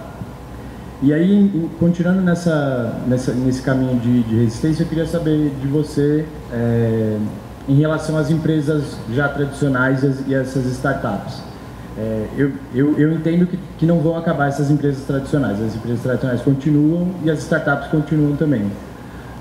Além da compra, como você exemplificou com a GM e a Lyft, enfim, todas essas outras que a gente vê acontecendo aí diariamente, além da compra, você vê alguma forma de uma relação mais saudável entre essas duas formas de fazer negócio e de modelo de negócio para o futuro, assim, que não seja uma englobando a outra e virando uma coisa tão grande, assim, você consegue enxergar alguma outra forma dessas coisas coexistirem, funcionarem, inclusive conectadas, talvez? Eu acho assim, de um lado a gente tem as grandes organizações que têm o capital, do outro as pequenas que têm a ideia e não têm capital, né? A melhor maneira de fusão realmente os caras vão adquirir mesmo, né? E você, como um cara de startup que nasceu ontem, daqui um tempo vale não sei quantos milhões, você vai vender, só que você vai fazer parte do time. Geralmente eles fazem parte do time. Então, uma coisa é as empresas grandes terem esse lado de fora da empresa, para que a inovação aconteça de verdade, adquirindo ou formatando parcerias ou abrindo o seu próprio núcleo de startups, né? Isso é o que mais está acontecendo, porque quando a gente fala de resistência, eu estou dentro da Votorantim Metais aplicando um curso para a equipe de TI, né? Cara, a equipe de TI é assim, ó. Eles gostam de atuar na zona de conforto deles, quer resolver problemas daquilo que eles entendem. Mas eles não entendem de pessoas. Cara, você falar hoje de tecnologia e não conectar pessoas, não adianta nada. Então, o que a gente está fazendo? É complexo? É difícil? Porque logo no primeiro treinamento, quando os caras têm uma devolução para o departamento de RH, por exemplo, eles falam, eu não sei se vai dar para conectar. Os caras sempre colocam uma pedra no caminho, porque essa pedra no caminho é o medo que ele tem do futuro. Porque lá no futuro, quando ele tiver um entregável e ele não conseguir, ele vai voltar para essa pedra que ele colocou lá no início e vai colocar a culpa que aquilo não foi conectado, não foi bem passado. Então, a resistência é difícil. A resistência ela vai acontecer por engajamento, por cultura, por educação. Pior ainda quando eu faço isso em prefeitura, cara. Porque prefeitura, se você pega um amarelo, azul, verde ou vermelho, que está no poder, cara, esses caras, eles colocam de 4 em 4 anos o que eles querem ser. Para resolver um problema interno, não para resolver o problema da população. E eu acho que, mesma, né? eu acho que o próximo passo, que vai acontecer muito com as startups, é resolver os problemas das cidades. E aí eu vejo, sim, as prefeituras cada vez mais buscando por esses conhecimentos, por hackathons, por esses movimentos que você já participou. Mas o que eu vejo assim, vão surgir novas formas de negócio com startups. Com espaços do Google, o Oxigênio, o Cubo, tantas outras que a gente está fomentando no ABC. O Thiago está ali, ele é um grande mentor, orientador e investidor de startups. Ele está promovendo talvez a grande transformação do ABC está na mão dele em termos de startups, né? E ele é até uma pessoa que pode ajudar depois e falar como é que essas coisas estão mais acontecendo com relação às grandes empresas. Mas uma coisa é fato, uma tem capital, outra tem ideia, né? Os caras vão comprar. O Marcos, primeiro parabéns. Foi uma aula, foi muito interessante. Todas as conexões, muito interessante. A minha fala é mais ou menos na linha deles. Eu trabalho com comunicação interna, tem grandes empresas que eu atuo, e acho que, parecido com o que você falou da Votorantim, por exemplo, me parece que às vezes tem dois cenários diferentes. E parece que tem um cenário, tudo que a gente já falou aqui, de Uber, né, de sistemas, de operação, Google que veio de manhã, mas quando você entra na empresa, você vai falar com os funcionários, você vai falar com o RH, parece que é um outro mundo. Eu acho que isso é um grande desafio, porque quem movimenta isso, quem pode dar essa força para esse processo todo que você colocou com muita propriedade, são as equipes, são os líderes, né? Não sei se você concorda, mas me parece que, eu sempre falo isso, nós estamos vivendo uma era da digital, mas as empresas ainda vivem a era do offline, a era antiga. Então eu, como comunicação interna, vejo muitos casos de empresas ainda que estão trabalhando com quadro de aviso. Aquele formato, edital, texto, só, mas espera aí, não funciona mais assim. Não estou dizendo que tem que, a partir de amanhã, acabar, né? Você concorda? Então, quando a gente olha para as empresas, principalmente empresas maiores, com estruturas, como você colocou ali, a história acho que você colocou bem, do inimigo é o nosso cliente, né, dos generais e tal, você entende que esse é um grande dificultador hoje, as pessoas que trabalham nas empresas, e em muitos casos, talvez por segurança, por comodismo, acabam vivendo essa história que vivia há 20 anos atrás, há 50 anos atrás. Isso é bem legal, essa pergunta, porque assim, eu acho que tudo isso é um problema de cultura mesmo, tá? Se a gente tem no país mais da metade de pessoas que entram na universidade para ser funcionário público, é porque alguma coisa está errada, né? Você pergunta qual é a causa, qual é o propósito de ser um funcionário público? Os caras vão falar de benefícios, os caras vão falar de estabilidade, de uma série de coisas. Quando você vai para dentro, né, de uma empresa privada, e eu atuo muito com empresa privada, esses dias eu estava dando um workshop para o RH de como você resolver os problemas de conexão interna. Realmente, isso, né, trabalhando... Porque na era digital ainda, talvez o principal problema de uma empresa é a comunicação, né? Mas por que essa comunicação? A gente volta na resistência e no medo, né, que você estava falando. Os departamentos ainda atuam por metas de departamento, não por um propósito, né? Então, primeiro ele quer resolver o seu ambiente, ele quer resolver a sua meta e dane-se os outros, porque o cara quer se assegurar daquele emprego, se assegurar daqueles benefícios, né? O que eu acho, todo o trabalho de design thinking, ele nunca envolve um departamento sem outros atores. Essa é a primeira coisa. Você tem gente da empresa inteira falando sobre um problema que acontece dentro de um departamento. É a primeira maneira que a primeira vez que você começa a engajar as pessoas para que coloque o sapato dos outros, né?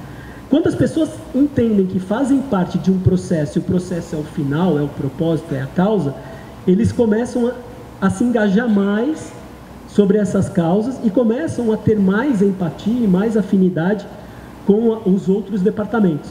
Então, assim, toda empresa que eu vou, esse do TI que eu estou fazendo na Votorantim, a gente tem 25 de TI e 25 de empresas de setores convidados. Vendas, RH, comercial, pessoa da linha, tem de todo mundo. Por quê? Porque primeiro que a ideia pode parecer de qualquer um. Segundo que a ideia de especialista num processo de ideação é muito pequena, ele trabalha dentro do universo dele. E esse processo de empatia é necessário. Agora, a transformação vem de baixo para cima, né? Então, assim, se o cara, o dono da empresa, ele não muda o mindset dele e começa a aplicar isso no departamento, não adianta nada. Agora, o nosso problema é muito além, né? Vai da educação de base. Então, assim, quando a gente fala de funcionários, o que o cara quer saber é o dia do pagamento e... Eu falo que cara, até hoje eu dependo de pagamento, mas a gente quer saber do dia de pagamento e de alcançar o máximo possível das nossas metas dentro de uma zona de conforto, né? Só que tudo isso está mudando muito rápido, né? Uma coisa legal de trabalhar também é o intraempreendedorismo. Eu vou contar a minha história, eu tinha um escritório com 7 funcionários. Hoje eu não tenho escritório e não tenho funcionário. Só que eu atendo muito mais, tem uma demanda maior que eu atendo, tá? Economizei em custos e todos os meus parceiros são meus intraempreendedores. Pergunta se alguém saiu do meu lado, ninguém. Eles deixaram de ganhar salário, deixaram de ser meus funcionários e são meus empreendedores comigo hoje. Todo projeto que eu entro, eles são meus empreendedores juntos. É aberto, o quanto cada um vai fazer, o quanto cada um vai fazer, autonomia, trabalha de onde está. E hoje eu atendo muito mais, com mais qualidade e entrega. É a mudança de mindset mesmo. Agora que é difícil, Sensacional. Vamos para as perguntas, então. A plateia é bastante entusiasmada, já que você falou em entusiasmo, que sempre você falou muita coisa que eu acho que deixou todo mundo entusiasmado aqui. Os bancos vão acabar mesmo? Porque isso deixa muito entusiasmado. Acabar eles não vão, mas que ninguém sente falta mais quando eles estão em greve, ninguém sente. Os contadores, cirurgiões. A última greve dos bancários, eu acompanhei tudo. Depois que teve a greve, fizeram uma entrevista com o presidente da associação dos donos, né, dos bancários, não dos banqueiros, não dos bancários. Aí perguntaram quanto tinha caído do volume de negociações, o impacto, né, eles tinham ficado quase um mês, né? Quanto caiu? Aí o cara falou, no total global 12%. Ou seja, os banqueiros, né, o cara da boca de caixa, eles estão no emprego que morreu e eles não sabem ainda. Quando eles entram em greve, assim, acho que o cara dá risada, assim, puta, ainda bem que eles entraram em greve, vou cortar os caras aqui, porque, eu não preciso, eu tenho caixa, eu tenho internet banking, eu tenho no celular, tudo. O cara da boca de caixa, eu não preciso desse cara, né? Eles são uma profissão que morreu e eles não sabem ainda, né? Fazer uma pergunta, eu aproveitei mesmo para perguntar. A gente está aqui no mercado da comunicação, aqui muitos estudantes, proprietários de agência e de veículos. E a gente vem discutindo muito que o modelo de negócio da agência de propaganda está fadado ao fracasso. A gente vive um sistema de remuneração da década de 40, as agências estão se reinventando, algumas mudam apenas o nome, saem de ser agência para ser escritório, estúdio, consultoria, estratégia. A gente tem uma relação hoje de comunicação um pouco diferente, porque todo mundo é mídia, todo mundo pode ser um youtuber, está fazendo uma live ou coisa do tipo. E a gente fala muito de marca, de propósito, muitas agências mudando os seus tipos de serviço para branding, estratégia. Como que a inovação pode ajudar o nosso mercado? Como a inovação pode ajudar agências, veículos e fornecedores a terem de novo uma importância dentro do mercado e um resultado mais saudável? Qual é o caminho que as agências e os profissionais de comunicação vão ter que seguir daqui para frente? A gente, como você falou, especialista fala do que fez. Então a gente está tentando descobrir num evento de tendências qual é o nosso papel daqui para frente.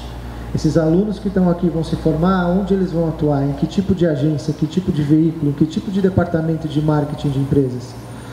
O que a inovação pode trazer para uma agência de design, uma agência de propaganda, uma agência de digital, uma agência de comunicação interna? Eu sei que é um exercício difícil, eu queria que, se pudesse, todos comentassem um pouquinho só, até para a gente poder liberar mais umas 2, 3 perguntas para a plateia, para a gente poder ir para o coffee, que a gente tem a última palestra. Mas eu tenho uma ansiedade muito grande, porque eu tenho conversado com muitos amigos do mercado da comunicação, e a gente está passando por um momento, como é que vocês falam de quando pivotar o negócio, né? Eu estou mudando meu modelo de negócio depois de 5 anos completamente, com o apoio de 6 agências que fizeram uma economia colaborativa muito importante comigo. Eu sempre estou agradecendo essas 6 agências. Eu tenho um jornal que era impresso, foi para o digital e morreu semana passada. Tenho aqui um colega, dono de um portal com 3 milhões de visualizações, que sofre para de repente ter um anunciante. Qual é o nosso caminho? Qual é o futuro do mercado da comunicação? Que todo mundo aqui vai comunicar, está fazendo sua live, seu post é uma coisa. E eu não estou falando de emprego, estou falando de trabalho, estou falando de job. O que é o nosso futuro? Bom, isso aí, eu posso falar de algumas coisinhas do que eu acho, né, Bonetti? Porque que está mudando, já está mudando. Porque, inclusive, nos últimos 2 anos, o setor que mais contratou designers foi o da comunicação, foi o da publicidade. Então, é sinal de que já está olhando e introduzindo novas ferramentas para o entendimento desse tipo de coisa. Quando a gente fala em comunicação, por exemplo, algumas estratégias das grandes empresas, não é mais a grande comunicação e mídia, mas fazer uma experiência local para que isso se torne viral. Né? Então, a Disney faz isso, a Heineken faz isso, tantas outras, entregam uma experiência no local, momentâneo, com pessoas de verdade, sem encenação, e aquilo se torna viral, e a partir daí você começa a engajar as pessoas. Porque assim, uma coisa é fato, eu pagar um espaço na mídia para falar de mim mesmo, cara, aqui alguém é tonto de que eu vou falar bem de mim? Cara, pagar um espaço na mídia para falar de mim, eu estou falando bem, né? Então, hoje, o engajamento, as pessoas falando de você pela experiência vivida. É por isso que a comunicação tá tendo uma série de ajustes na entrega dessa experiência. Uma coisa é que ainda a gente confunde uma série de coisas sobre marketing, comunicação, né? Inbound, outbound, né? Tantas coisas.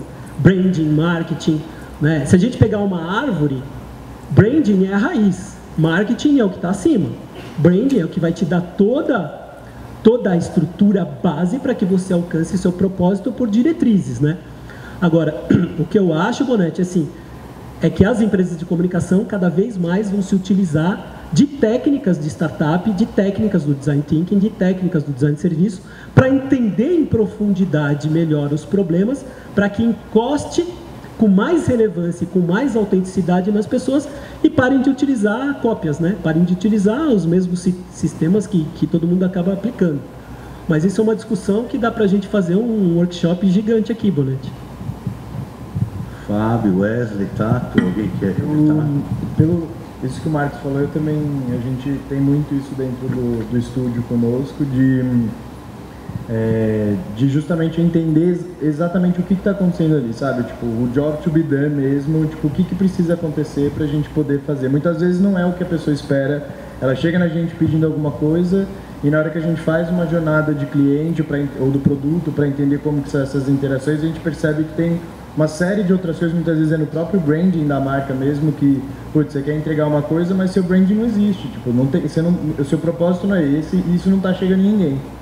Então eu acho que, concordo com o Marcos, eu acho que isso é bem relevante e para o pessoal que tá estudando, eu acho que uma coisa tem que acabar e agora, assim, enquanto você não se formou, que é essa ideia de que eu tenho que saber só de uma coisa e tipo, eu gosto desse tipo de informação, é isso daqui, os meus feeds são todos esses, tudo que eu salvo no Pocket é isso daqui e tipo, tem que saber mais coisas, sabe? Você tem que ir atrás, você tem que estar tipo, ligado em várias coisas que estão acontecendo, porque no mundo desse, tipo, do que a gente vive hoje, não tem como você falar que tipo, eu sei disso, isso daqui vai funcionar e eu não estou vendo todas as outras coisas que estão em volta disso. Então, é meio que habilitar a playlist Descobertas da Semana do Spotify, sabe? Tipo, é deixar isso ligado lá e saber tudo o que está acontecendo, porque, óbvio, ninguém aqui é um Google da vida, porque já tem um Google para isso.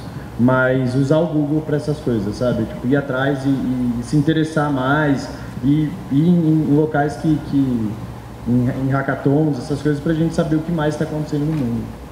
Acho que é bem o que o Marcos nos comentou, né? Com a velocidade da sociedade que a gente vive, com a velocidade da informação, de tudo, você ser um especialista, você está ficando para trás, né? Você tem que ser um generalista. Porque tudo que você hoje é especialista, amanhã não vale mais nada, né?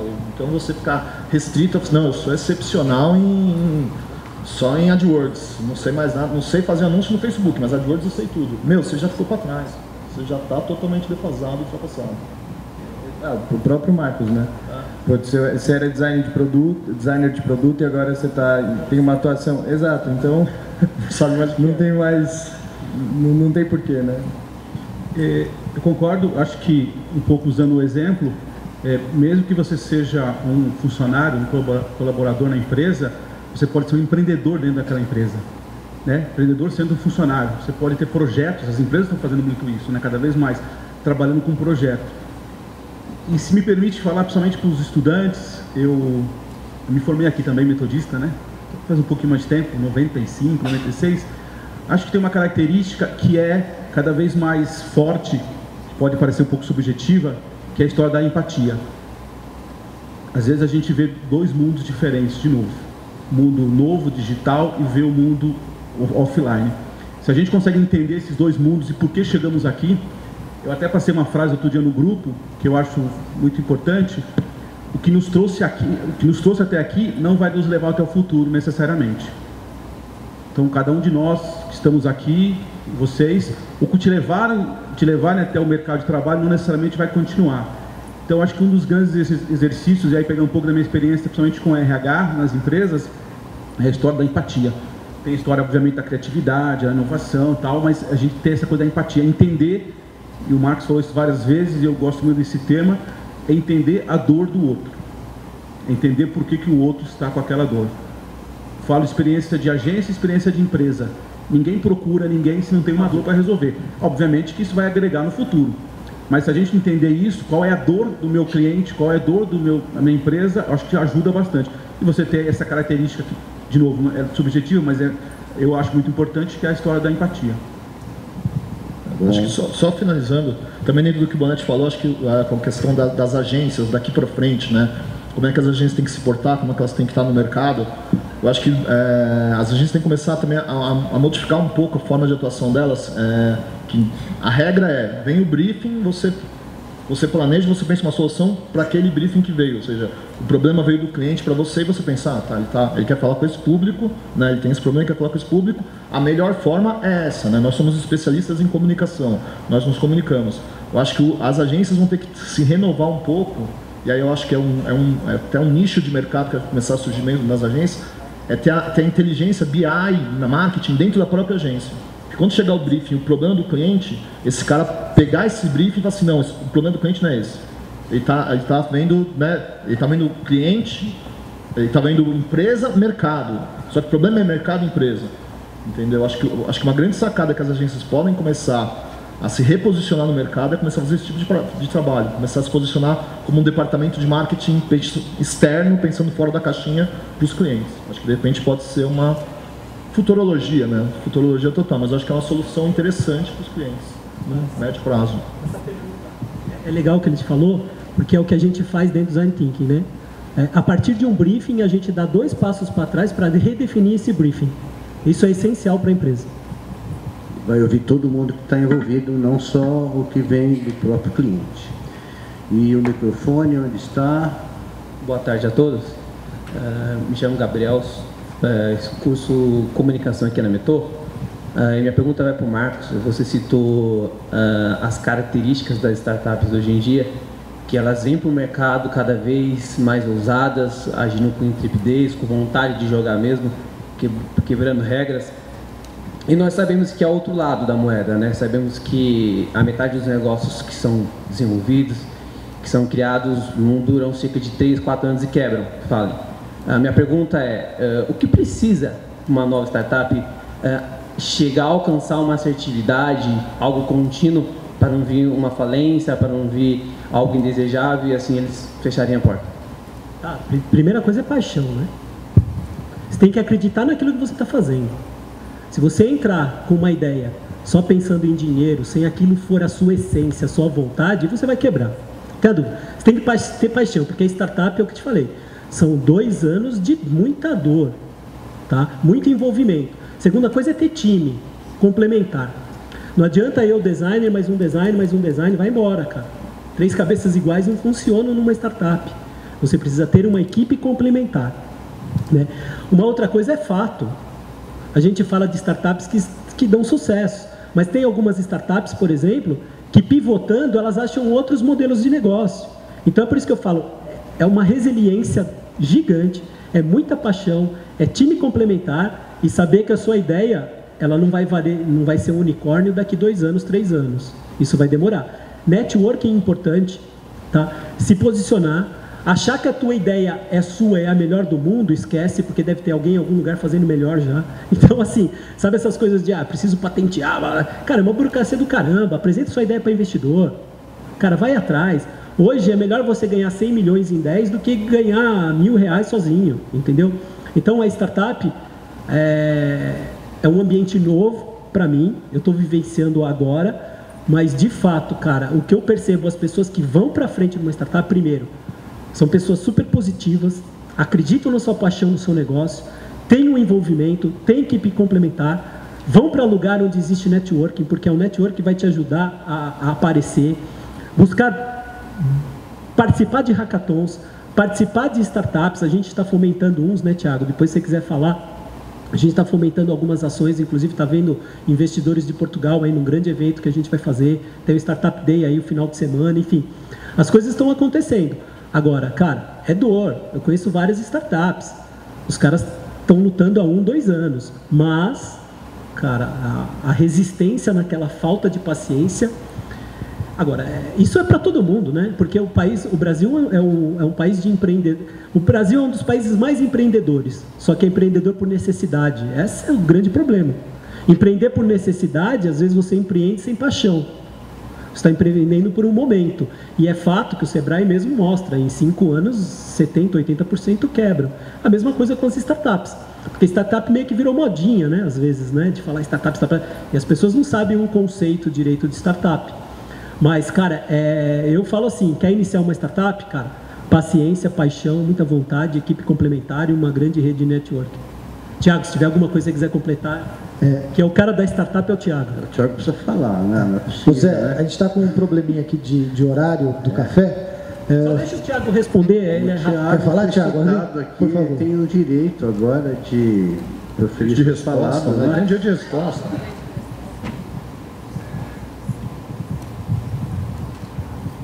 Oi, boa tarde, foi muito comentada essa. Sou fã do Marcos Batista e ser comentado por ele, isso me deixa muito feliz. Em relação à pergunta, é muito interessante porque, como o Marcos falou, a startup é modinha, modinha, modinha. E uma das coisas que a gente fala, que é quando ela sobrevive, tem esse pensamento de startup, que até o Marcos comentou, o jeito de startup de ser tem que continuar. Uma das maiores estudos que falam que depois do investimento, a startup começa a falir. Por quê? Quando ela tá só ele, com bootstrapping, tipo, ele que colocou, vendeu o Fusca, vendeu o carro dele, ele está contando dinheiro. Quando tem um investimento grande de um anjo, de um venture capital, o dinheiro já não é dele. Ele já tem muito dinheiro e não consegue gerenciar tanto esse dinheiro ou até novos projetos. Então, o pensamento startup não é uma modinha. Tem que continuar esse pensamento e pensar que, tem um problema, tenho que pivotar, tenho que continuar nesse problema. Continuando até para comentar do evento, a gente vai ter dia 20 de maio, um evento que chama Startup Day. É um evento nacional, são de 170 cidades, e vai ser aqui na USP, em São Caetano, todos estão convidados. E dia 26 de junho a gente vai ter o Startup Award, que vai ser um Demo Day, a gente vai analisar 20 startups e a ganhadora vai fazer um pitch em Portugal. Então isso vai ser bem bacana, o evento e é uma coisa que é muito legal, não sei se eu posso fazer uma pergunta, mas o ABC, ele está começando, a gente está aqui no ABC e a gente está vendo várias iniciativas aqui no ABC. Eu queria que você comentasse um pouco, Marcos, o que você enxerga no ABC, que sempre foi um polo de inovação, aqui tem várias montadoras, então a inovação do Brasil veio aqui. Eu queria que você comentasse um pouco o que você enxerga para frente. A gente vai ficar dependendo das montadoras, as montadoras vão ser parceiros nossos, o que você entende? O ABC viveu durante muito tempo em berço esplêndido, né? Sobre as montadoras. As montadoras estão quebrando, 70% da cadeia de valor das empresas depende de montadoras, E o trabalho que está sendo feito, que estão acordando, né? A Agência de Desenvolvimento, as universidades, as empresas acordaram para esse novo movimento. A ideia é transformar o ABC num ecossistema empreendedor. Está acontecendo. A própria Metodista, né? Convidando para lançar esse MBA de modelagem de startups para executivos. Bonetti, quer? Só até para não alongar, além desse master que a gente vai lançar, a gente em breve aqui vai ter um centro de inovação com o Fab Lab, espaço para incubar cerca de 10 a 20 startups. Inclusive os alunos vão poder desenvolver projetos para poder serem escolhidos e serem incubados ou até acelerados aqui na Metodista, nesse centro de inovação que a gente está fazendo no Campus Planalto. Isso ainda está um pouco em off, mas já que foi falado, a gente está pensando nisso, de que o aluno que vem para cá, ele pode desenvolver a sua startup, pode desenvolver o seu negócio, inclusive com apoio de empresas privadas que a gente já tem. E a gente tem um time, o Benício, o Cláudio, um time que se reúne toda terça para pensar nisso. Então, é uma surpresa bacana e a gente está colocando a universidade na vanguarda, e isso acho que é um ponto importante. Se era segredo, eu não sei, porque contar segredo para mim me mata. Agora já foi. Mas tudo bem, não, aqui é só para vocês não criarem expectativas, mas vai ter uma coisa muito... O pessoal que está fazendo aqui o naming, né, e o logo também, que é o pessoal da Gicom, mas a Metodista com certeza ela vai se colocar como um agente bem ativo nesse processo de investimento, nesse ciclo e nessa mentalidade empreendedora, e incentivando os alunos a desenvolverem os seus negócios.